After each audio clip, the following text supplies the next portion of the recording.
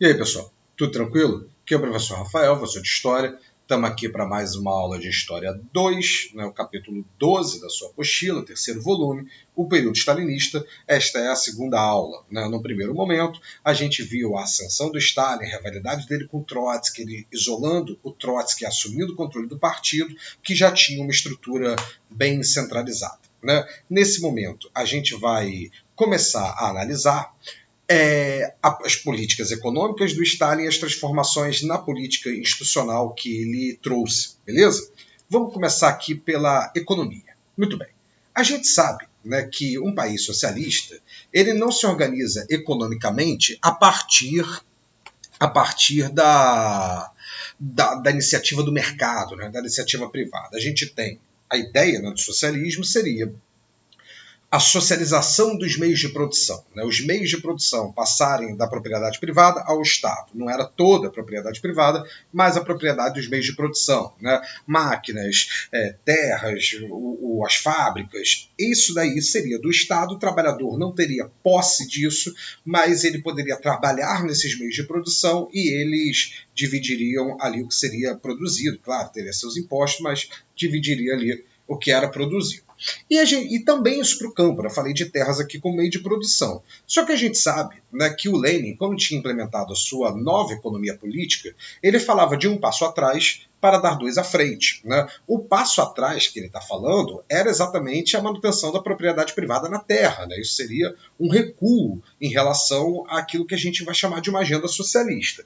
Só que o Lenin morreu, a gente viu, o Stalin assume, e vai cair na mão do Stalin dar prosseguimento a essa transformação. A gente tinha a economia soviética organizada em planos quinquenais, planos para 5 anos, então os caras se reuniam lá no Comitê Central, os economistas, ideólogos, então se reuniam e planejavam, olha, a gente vai fazer assim, assim, assado, temos que ter tanta produção de alimento, tanta produção industrial, quais são os recursos que a gente tem, e planejavam para 5 anos, ao final dos quais o processo era repetido, novo planejamento para 5 anos. A gente teve 2 planos quinquenais sendo implementados pelo Estado. E esses planos quinquenais, eles iam na seguinte direção. Eles visavam, primeiro, concluir o processo de estatização dos meios de produção, isso é concluído. Mas a gente vai ter também o Stalin avançando aqui sobre as terras. Aquelas terras que já tinham sido privatizadas na monarquia, que o Lenin agora vai manter a pequena propriedade ali de terras, agora não. O Stalin avança, estatiza essas terras, os sovkhozes, que eram aquelas granjas coletivizadas. Isso dava alguns problemas, porque os caras planejavam para 5 anos, então você está em 1928, planejando lá para frente, e o tempo muda, as condições climáticas às vezes mudam, às vezes metas não são alcançadas, isso dava profundos debates sobre essa forma de organizar. Tínhamos as terras coletivizadas e as granjas coletivizadas. Muito bem.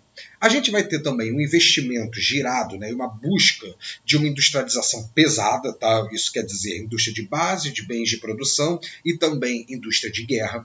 E uma das coisas que marcou esse período foi uma espécie de descoberta do próprio território.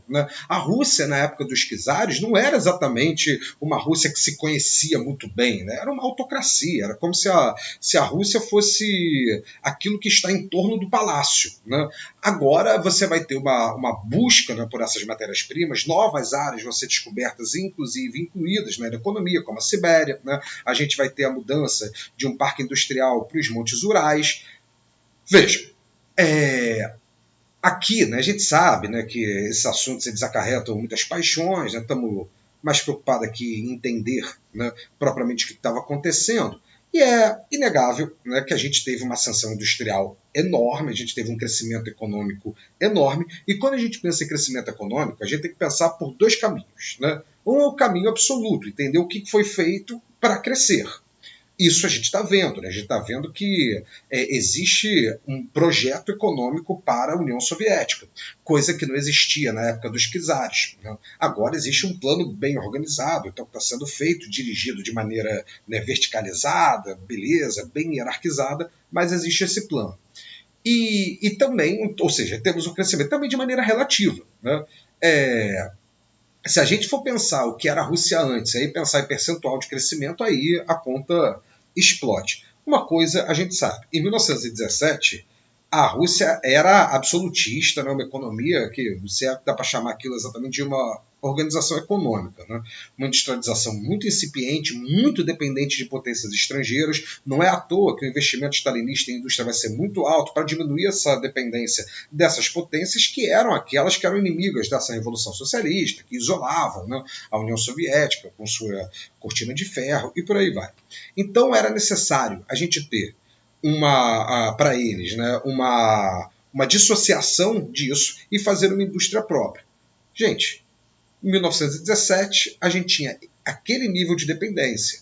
Quando a gente chega em 1955, os caras estão colocando o homem no espaço antes dos Estados Unidos. Né? Assim, isso não é exatamente uma opinião, né? Isso aconteceu. Então, isso aconteceu e a gente está vendo qual foi o caminho econômico para isso. Mas teve um caminho político também, né, nesse stalinismo, que era o seguinte, vamos lá.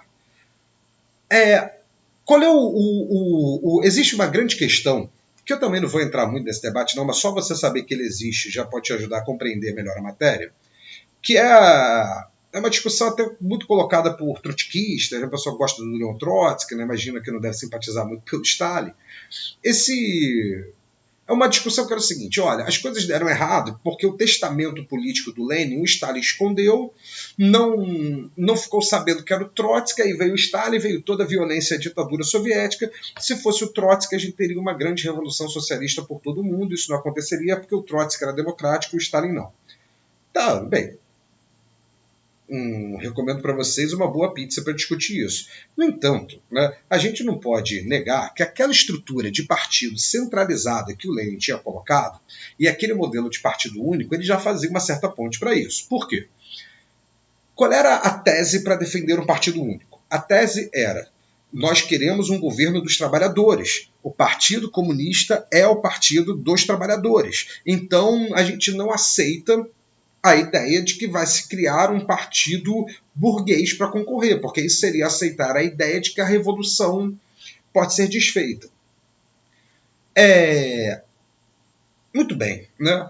Essa ideia coloca, mas e aí se tiver setores trabalhadores que não querem o Partido Comunista? Não, tem que querer. Que ele é o partido, ele fez a revolução, está provado, portanto, que ele é o Partido dos Trabalhadores. Então você começa assim, o Partido Comunista, ele é a classe operária.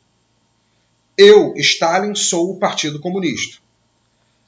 Eu sou a classe operária. Qualquer crítica dirigida a mim significa uma crítica à revolução. Né? Então, o cara começa a criticar muito o Stalin, né? Professor, você sabe que vive para falar mal de governo, seja lá qual for. Né? E aí você chega o professor lá, porque o Stalin e tal. Você está criticando o camarada Stalin? Sabe por que você está fazendo isso? Porque você não reconhece o valor da revolução dos trabalhadores, você é um burguês infiltrado e tal, fora. Aí ia expurgando os caras, ia desempregando. A gente vai ter uma grande perseguição ideológica, né, contra os inimigos da revolução. Né? Se em outros lugares a gente vai ter os inimigos da pátria, aqui eram os inimigos da revolução. O Stalin criou, né, o NKVD, né, que era uma polícia política muito atuante, fazendo escuta. Né,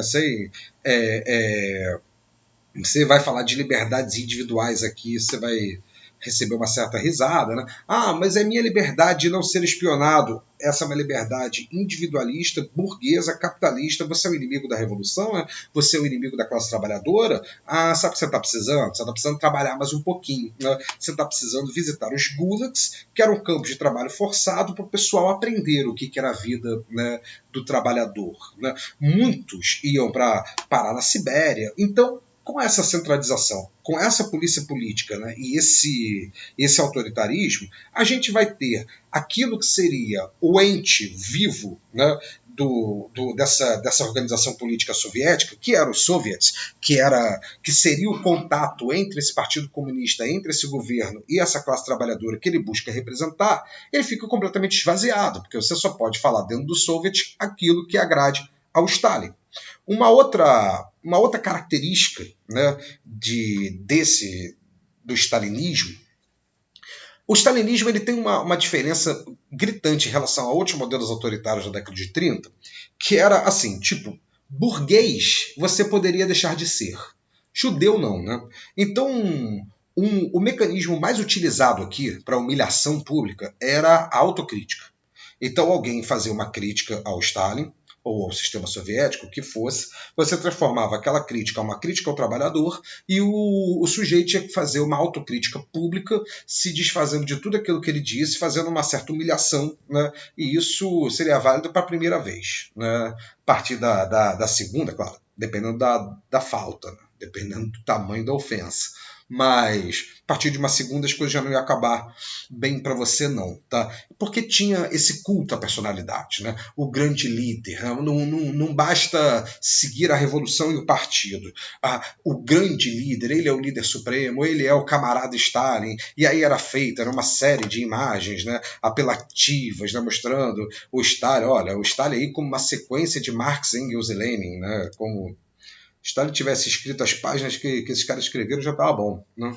Olha lá, a super imagem, aquela coisa do líder à frente, guiando, né? O povo, as tropas. Esse culto à personalidade é um culto clássico, né? Dos regimes totalitários do entreguerras. Né? Uma característica desse período aí do entreguerras. E como todo centralismo, como toda ditadura, né? Todo controle ideológico, você vai ter uma arte predileta. Né? Você vai ter um norteamento ideológico das artes por aquilo que era conhecido como realismo soviético. A gente viu, né, alguma das estéticas aqui, algumas imagens com essa estética de realismo soviético. Né? A ideia era fazer uma arte que se livrasse, né, de elementos aburguesados, franceses, ingleses, que se livrasse disso e que fizesse uma arte do trabalhador. Então tudo tinha que ser tinha que ter uma estética de mobilização dura e sem grandes recursos de rococó. Né? A gente percebe isso até na arquitetura, né? Os prédios eram